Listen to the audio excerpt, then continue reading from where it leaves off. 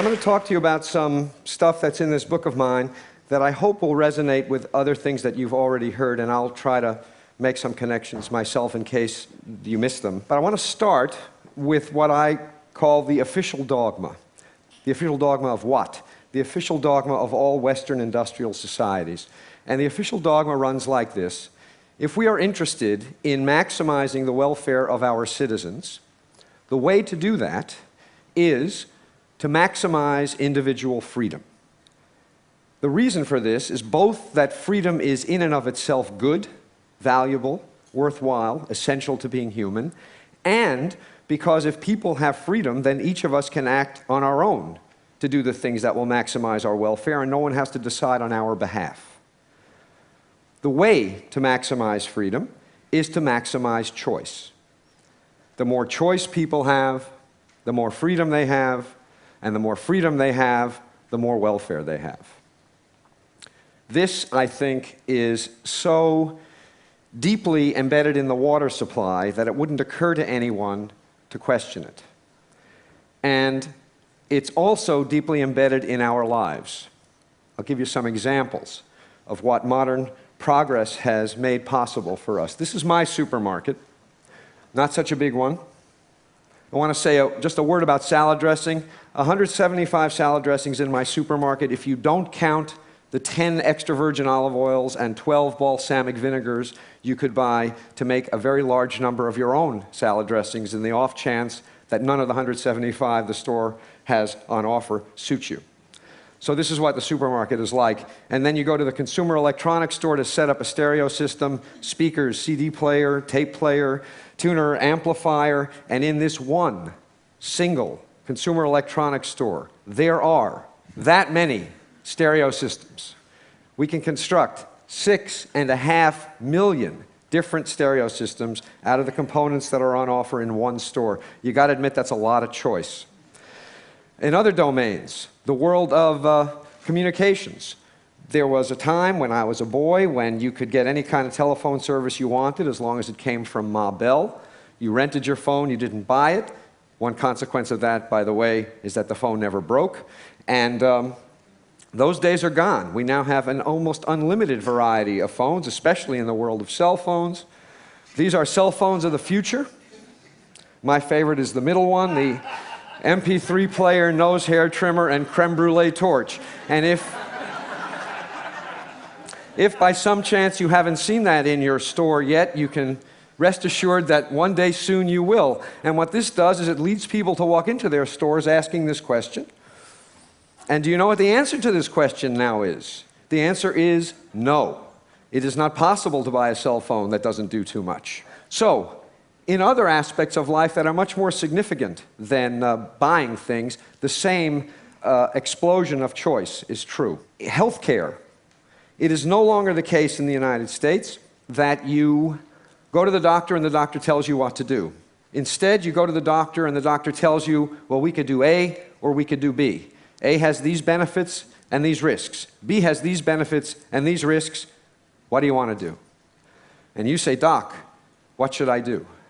And the doc says, A has these benefits and risks, and B has these benefits and risks. What do you want to do? And you say, if you were me, doc, what would you do? And the doc says, but I'm not you. And the result is, we call it patient autonomy, which makes it sound like a good thing, but what it really is a shifting of the burden and the responsibility for decision-making from somebody who knows something, namely the doctor, to somebody who knows nothing and is almost certainly sick and thus not in the best shape to be making decisions, namely the patient. There's enormous marketing of prescription drugs to people like you and me, which if you think about it, makes no sense at all since we can't buy them. Why do they market to us if we can't buy them? The answer is that they expect us to call our doctors the next morning and ask for our prescriptions to be changed.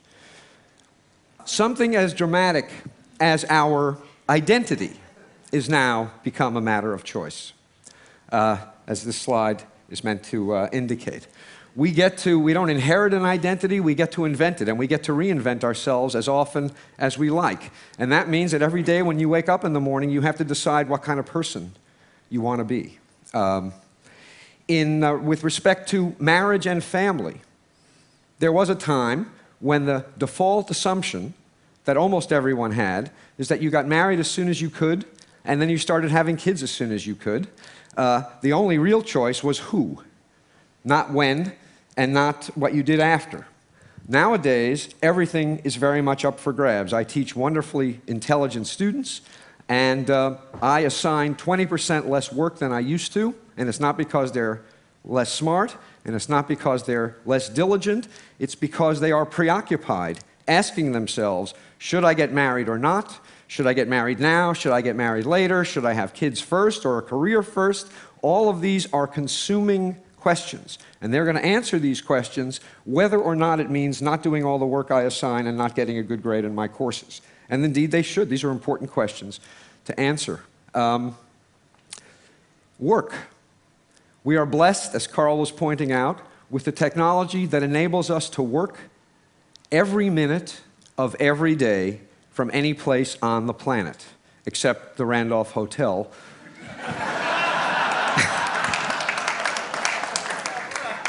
There is one corner, by the way, that I'm not going to tell anybody about where the Wi-Fi works. I'm not telling you about it because I want to use it.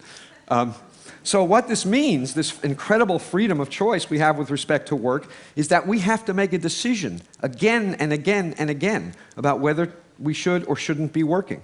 We can go to watch our kid play soccer, and we have our cell phone on one hip, and our BlackBerry on our other hip, and our laptop presumably on our laps. And even if they're all shut off, every minute that we're watching our kid mutilate a soccer game, we are also asking ourselves, should I answer this cell phone call? Should I respond to this email? Should I draft this letter? And even if the answer to the question is no, it's certainly going to make the experience of your kid's soccer game very different than it would have been.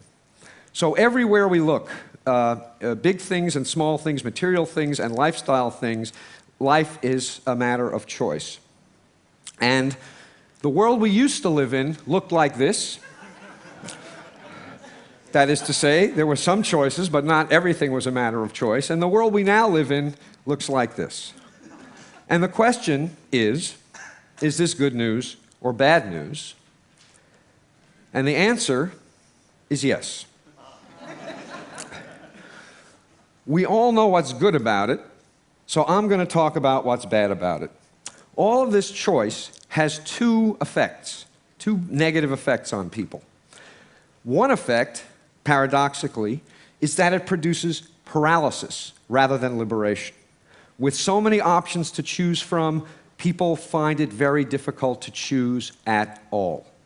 I'll give you one very dramatic example of this, a study that was done of investments in voluntary retirement plans.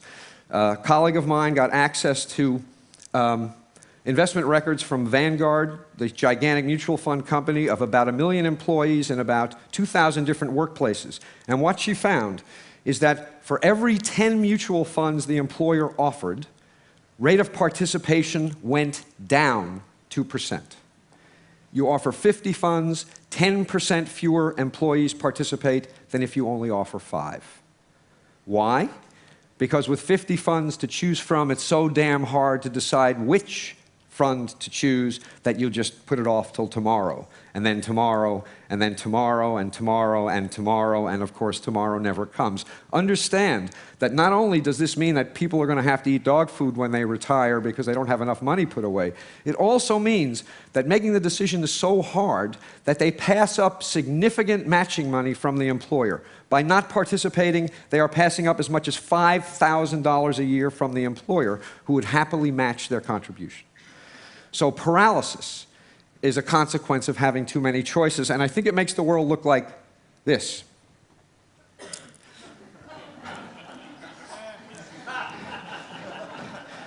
You really want to get the decision right if it's for all eternity, right? You don't want to pick the wrong mutual fund or even the wrong salad dressing. So that's one effect. The second effect is that even if we manage to overcome the paralysis and make a choice, we end up less satisfied with the result of the choice than we would be if we had fewer options to choose from.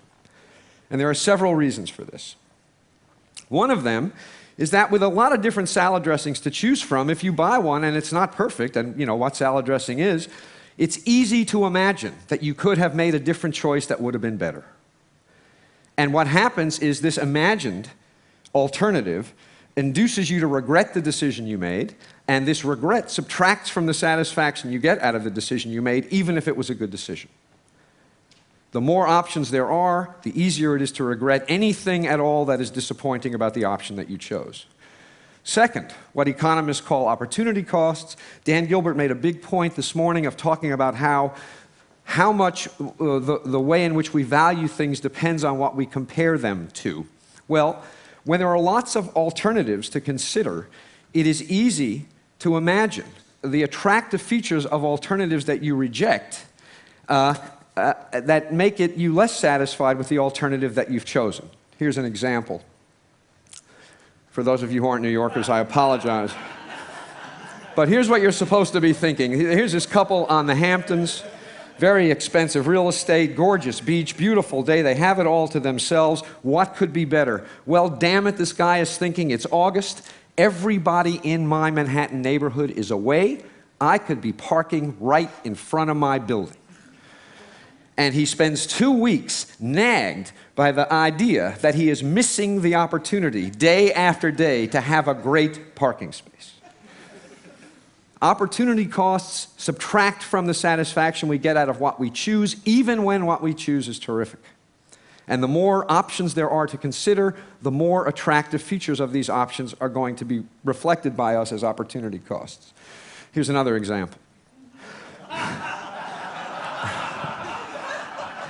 Now this cartoon makes a lot of points. It makes points about living in the moment as well, and probably about doing things slowly. But one point it makes is that whenever you're choosing one thing, you're choosing not to do other things, and those other things may have lots of attractive features, and it's going to make what you're doing less attractive.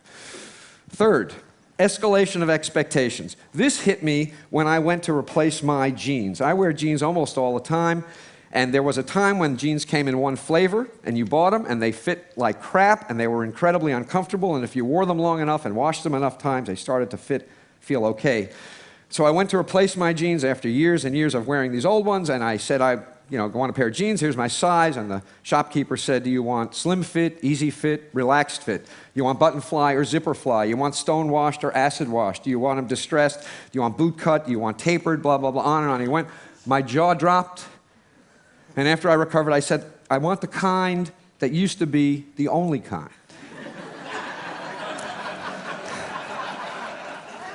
He had no idea what that was.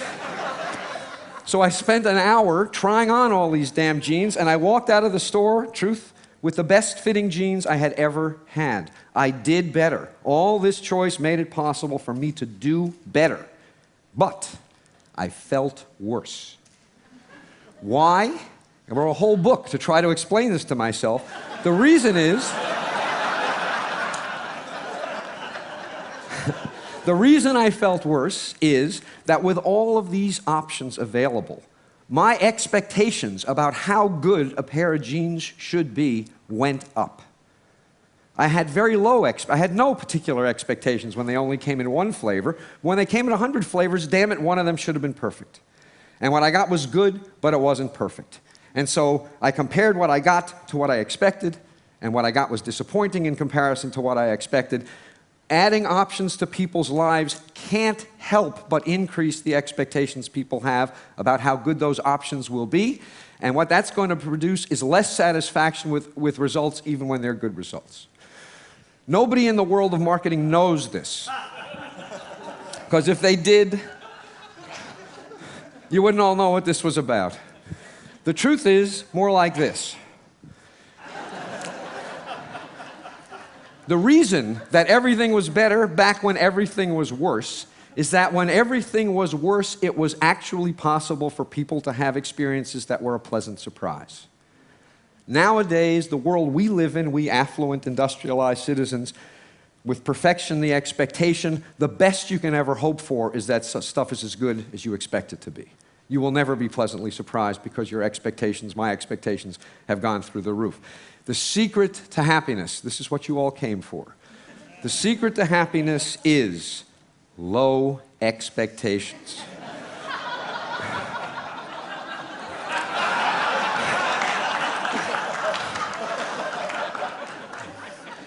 I want to say just a little autobiographical moment that I actually am married to a wife, and she's really quite wonderful. I couldn't have done better. I didn't settle. But settling isn't always such a bad thing. Finally, one consequence of buying a bad-fitting pair of jeans when there is only one kind to buy is that when you are dissatisfied and you ask why, who's responsible? The answer is clear. The world is responsible. What could you do? When there are hundreds of different styles of jeans available and you buy one that is disappointing and you ask why, who's responsible, it is equally clear that the answer to the question is you. You could have done better. With 100 different kinds of jeans on display, there is no excuse for failure. And so when people make decisions, and even though the results of the decisions are good, they feel disappointed about them, they blame themselves. Clinical depression has exploded in the industrial world in the last generation. I believe a significant, not the only, but a significant contributor to this explosion of depression and also suicide is that people have experiences that are disappointing because their standards are so high, and then when they have to explain these experiences to themselves, they think they're at fault. And so the net result is that we do better in general, objectively, and we feel worse. So, let me remind you, this is the official dogma, the one that we all take to be true, and it's all false. It is not true. There's no question that some choice is better than none, but it doesn't follow from that more choice is better than some choice. There's some magical amount, I don't know what it is. I'm pretty confident that we have long since passed the point where options improve our welfare. Now, as a policy matter, I'm almost done. As a policy matter, the thing to think about is this. What enables all of this choice in industrial societies is material affluence. There are lots of places in the world, and we have heard about several of them, where their problem is not that they have too much choice, their problem is that they have too little. So the stuff I'm talking about is the peculiar problem of modern, affluent Western societies. And what is so frustrating and infuriating is this. Steve Levitt talked to you yesterday about how these expensive and difficult to install child seats don't help. It's a waste of money. What I'm telling you is that these expensive, complicated choices, it's not simply that they don't help. They actually hurt. They actually make us worse off. If some of what enables people in our societies to make all of the choices we make were shifted to societies in which people have too few options, not only would those people's lives be improved, but ours would be improved also. This is what economists call a Pareto improving move. Income redistribution will make everyone better off, not just poor people, because of how all this excess choice plagues us.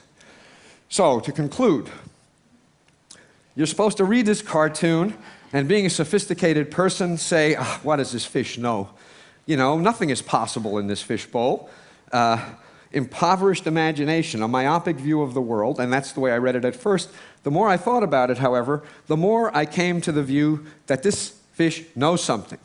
Because the truth of the matter is that if you shatter the fishbowl so that everything is possible, you don't have freedom, you have paralysis. If you shatter this fishbowl so that everything is possible, you decrease satisfaction. You increase paralysis and you decrease satisfaction. Everybody needs a fishbowl. This one is almost certainly too limited, perhaps even for the fish, certainly for us. But the absence of some metaphorical fishbowl is a recipe for misery and, I suspect, disaster. Thank you very much.